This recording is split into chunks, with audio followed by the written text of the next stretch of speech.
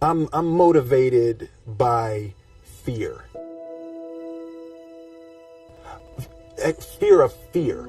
I hate being scared to do something. It's very simple. This is what I believe, and I'm willing to die for it. Yeah. Period. You can't be scared to die for the truth. The truth is the only thing that's ever going to be constant. And you can't fear what might happen to you if you were to tell the truth.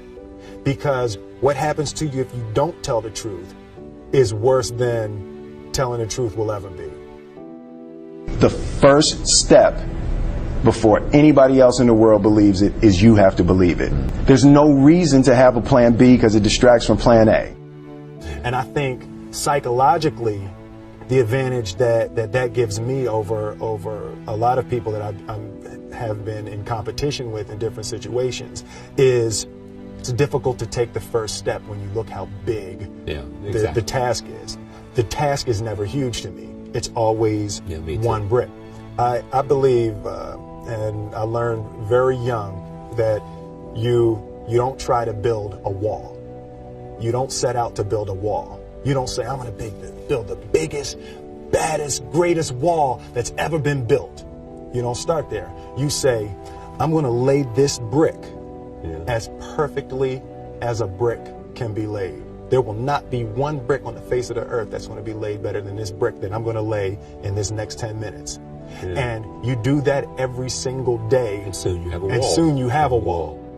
I've never really viewed myself as particularly talented. Where I excel is ridiculous, sickening work ethic. You know, while the other guy's sleeping, I'm working. While the other guy's eating, I'm working. The separation of talent and skill is one of the greatest misunderstood concepts for people who are trying to excel, who have dreams, that want to do things. Talent you have naturally. Skill is only developed by hours and hours and hours of beating on your craft.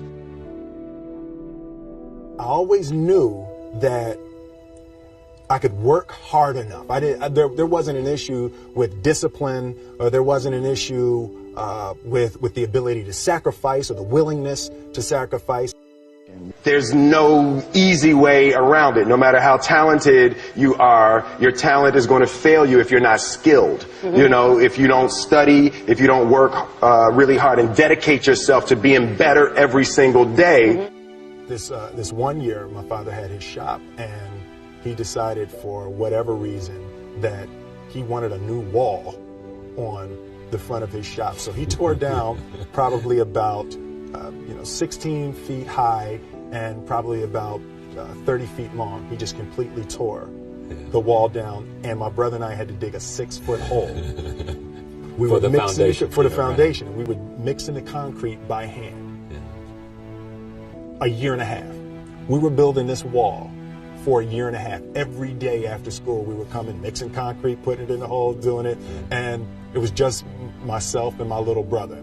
And I remember standing back, looking at that wall, saying, there's going to be a hole here forever. A year and a half later, we laid the final brick. And my father stood back with my brother and I know he planned this. He says he didn't, but I know he had been planning this and writing this for his for the past 2 years. But we stood back, we looked at the wall, and he looked at me and my brother and said, "Don't y'all never tell me that you can't do something," and walked into the shop. As a child, my parents always told me, you could be whatever you want to be, you could do whatever you want to do. And you know, that office, that position, the highest office on the face of the earth, it was something I heard my parents saying it, but I didn't totally believe it. Yet I went out in the world and I carried myself and I held my head high and I stood there and I looked people in their eyes and I talked to people as if I was deserving of everything that this planet has to offer. I really want to say to children out there and to people who are watching, Confucius said one time, he who says he can and he who says he can't are both usually right.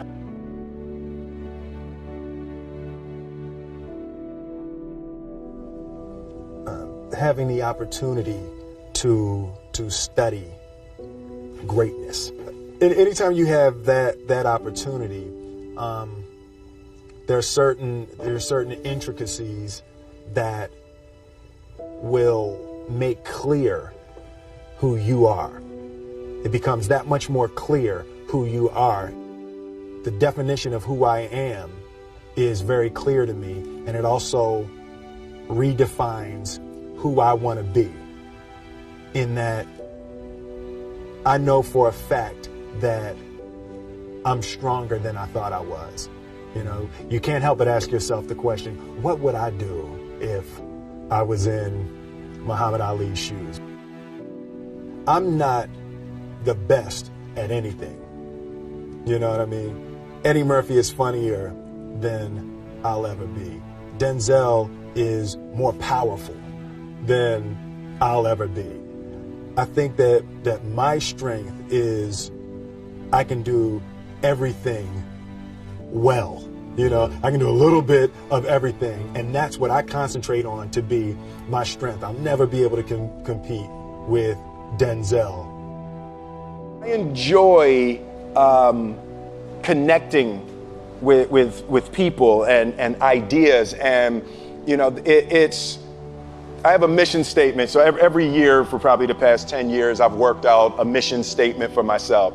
And for the last few years, the mission statement has stayed the same, and it's been improve lives, right? So when I go into something, I'm looking for how the quality of this piece could potentially improve lives. But it's all along the way. It's when you make the movie and how you're interacting with people in the process. And the concept of improving lives runs through the center of everything I do. And then I realized that the way to improve lives is to continually improve yourself, right? So with that, every morning when I get out of the bed, I haven't fixed everything in the world yet, so there's always something to do.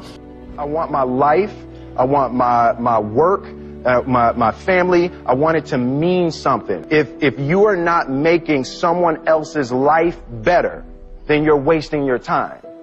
Your life will become better by making other lives better.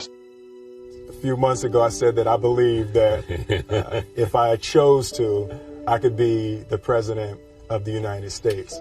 And I think as I've had a chance to intellectualize why I said that. Yeah. And I think that there's a certain delusional quality that all successful people have to have. You have to believe that something different than what has happened for the last 50 million years of history. You have to believe that something different can happen.